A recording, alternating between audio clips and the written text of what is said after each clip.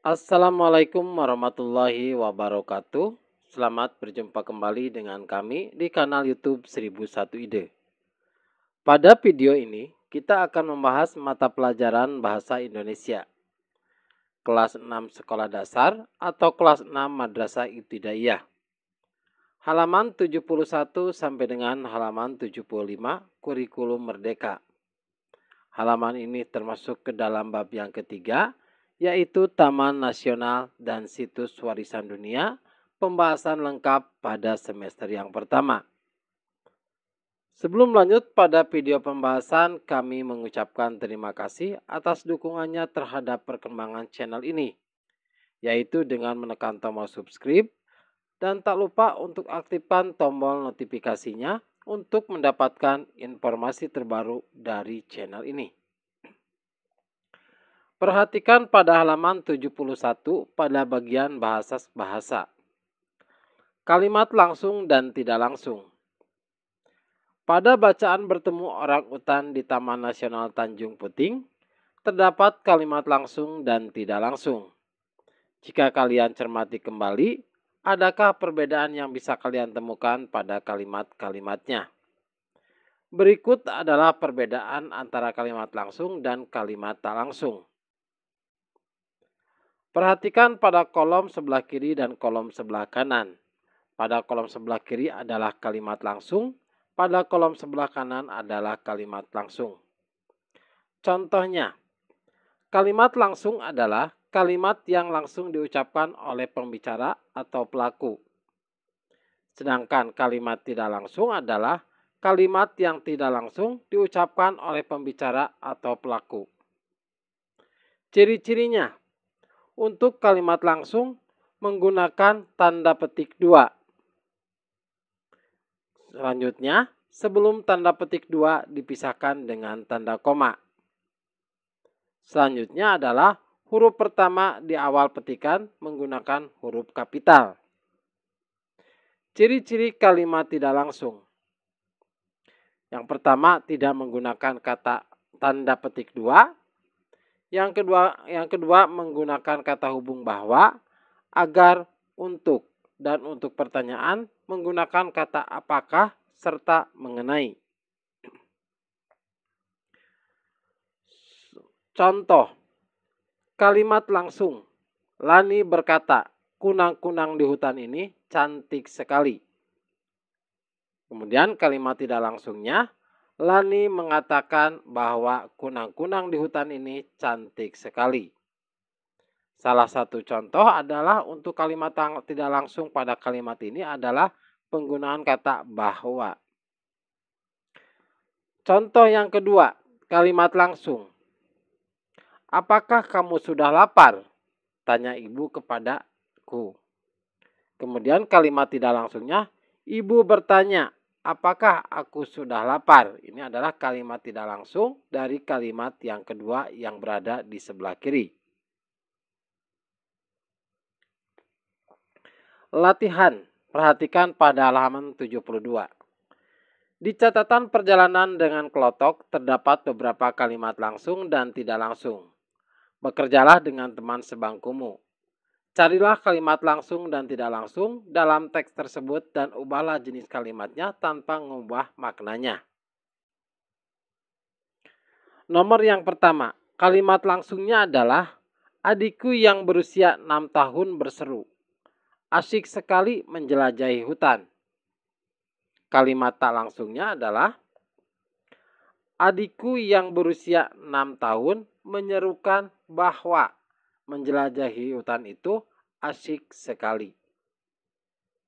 Kemudian nomor 2, contoh kalimat tak langsung.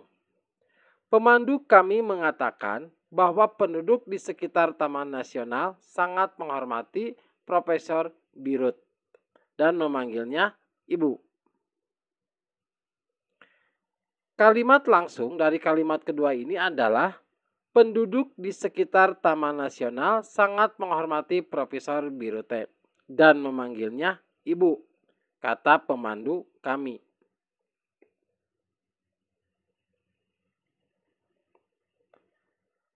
Selanjutnya yang ketiga. Ibu berkata, Birut Galdikas adalah peneliti dan aktivis yang mengadvokasi pelestarian orangutan dan hutan hujan tropis. Kalimat tak langsungnya adalah, Ibu mengatakan bahwa Birut Galdikas adalah peneliti dan aktivis yang mengadvokasi pelestarian orangutan dan hutan hujan tropis. Yang keempat, contoh kalimat langsung. Fak Sapei memberitahu kami, itu Rini dan dua bayinya, Richard dan Robbie. Kalimat tak langsungnya adalah, Fak Sapei memberitahu kami bahwa orang utan itu bernama Rini dan dua bayinya bernama Richard dan Robbie. Nomor 5. Kalimat langsungnya. Semua orang mematuhi perintah ibu untuk tidak mengambil ikan di area Taman Nasional, tambah Pak Sapei. Kalimat tak langsungnya adalah, Pak Sapei menambahkan bahwa semua orang mematuhi perintah ibu untuk tidak mengambil ikan di area Taman Nasional. Selanjutnya pada halaman 73 pada bagian membaca grafik. Berkurangnya area hutan bisa terjadi karena kebakaran hutan atau alih fungsi hutan menjadi area perkebunan dan perumahan. Berikut ini adalah grafik 10 provinsi dengan kebakaran hutan dan lahan terluas di tahun 2019. Perhatikan grafiknya. Ini grafiknya judulnya adalah 10 provinsi dengan kebakaran hutan dan lahan terluas periode 2019. Cara membaca grafik. Yang pertama, merangkum. Merangkum dapat menggunakan kata total. Contoh, pada tahun 2019, total luas kebakaran hutan dan lahan di 10 provinsi sebesar 857.755 hektar. Yang kedua, menggunakan kata sifat superlatif atau paling. Kata sifat paling bisa digunakan untuk data yang paling tinggi dan paling rendah. Contoh, yang A, Provinsi Kalimantan Tengah mengalami kebakaran hutan dan lahan. Yang B, terluas pada tahun Provinsi Kalimantan Tengah mengalami kebakaran hutan dan lahan terluas pada tahun 2019. Yang B, kebakaran hutan dan lahan paling sedikit terjadi di Provinsi Nusa Tenggara Barat seluas 22.046 hektar. Yang ketiga, membandingkan. Membandingkan bisa dengan menggunakan kata-kata lebih banyak atau lebih sedikit. Contoh, kebakaran hutan dan lahan di Kalimantan Barat sedikit lebih kecil daripada yang dialami provinsi tetangganya Kalimantan Tengah. Yang keempat, membaca tren atau kecenderungan. Kalau ada data waktu ke waktu, kalian bisa menyatakan kecenderungan suatu peristiwa meningkat atau menurun. Pada halaman 75 pada bagian latihan. Buatlah setidaknya 5 kalimat dari pembacaan grafik berikut ini. Kalian bisa merangkum, membandingkan, menggunakan kata sifat superlatif atau paling, dan menyatakan tren atau kecenderungan. Kalimat yang pertama, contohnya.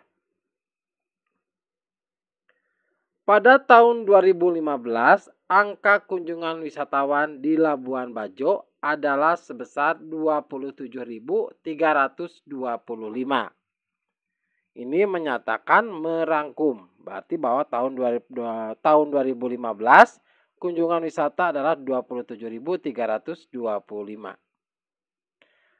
Contoh kalimat yang kedua.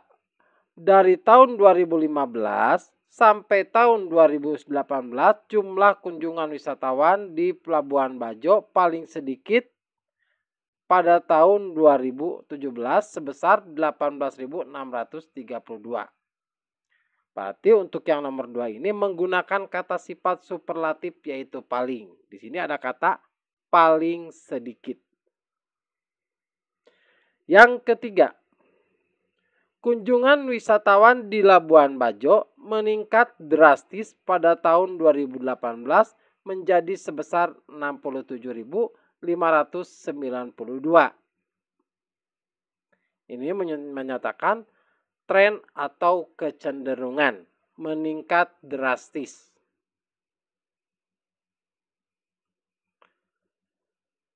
Selanjutnya, contoh kalimat yang keempat.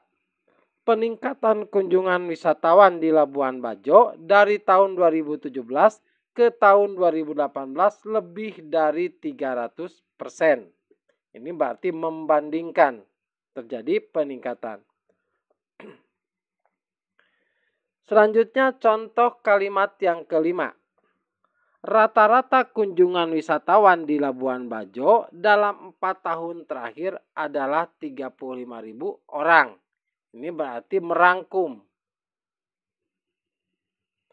Demikianlah video pembahasan Bahasa Indonesia kelas 6 halaman 71 sampai dengan 75.